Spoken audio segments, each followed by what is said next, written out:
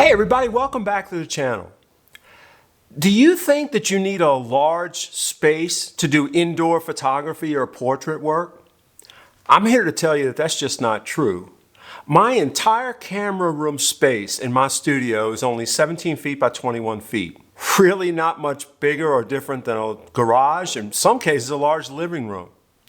Not only do we do large family groups in that space, but we also use it as a multi-function space for consultations and portrait sales. Let me show you how we do it. This is the camera space in my studio.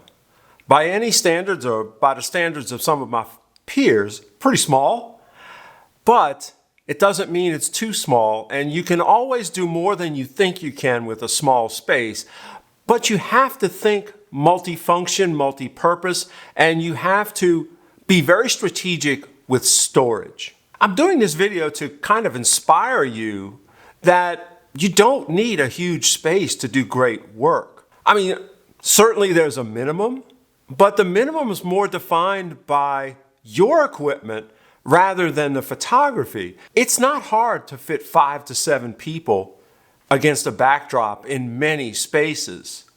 It's when you add in the lights and camera gear that it gets a little bit more challenging. But again, once again, as a photographer, it's all about your creativity. We have to be ultra efficient to work in this space.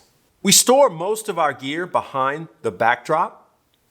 And because we're very efficient, we can turn the studio from consultation to photography or to sales very quickly, usually less than 10 minutes. So speaking of efficiency, let's talk about seating.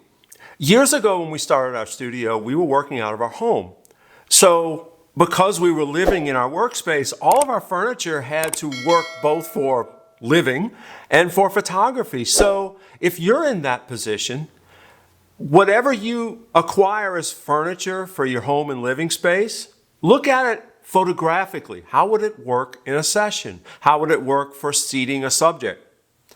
We carried that tradition on to our studio, so all the seating that clients would use for consultations or sales or just stopping by the studio can also be moved into the photography area for a session.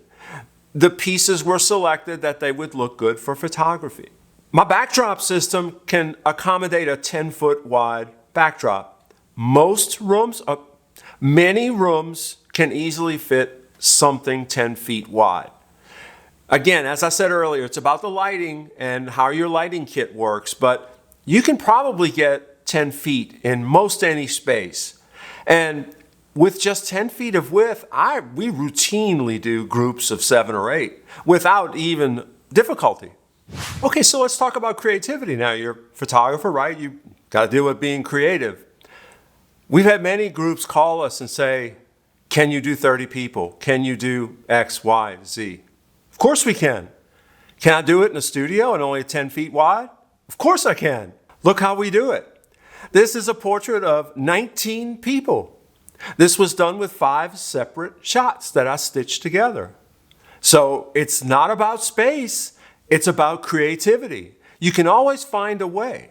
This is a little just overview of how we work in a small space. You've seen a lot of videos of me working here doing various tutorials, and now you know that it's only a 17 by 21 foot space. It's really not big. Of course, we use a wide angle lens when we do these videos, but so in many of my previous videos, you can see me doing tutorials in this space. You can check it out at this link. Don't let a small space deter you from doing work. You can make it work. If you have any questions, I'd love to hear about them in the comments or suggestions for future videos. Until then, thanks for watching.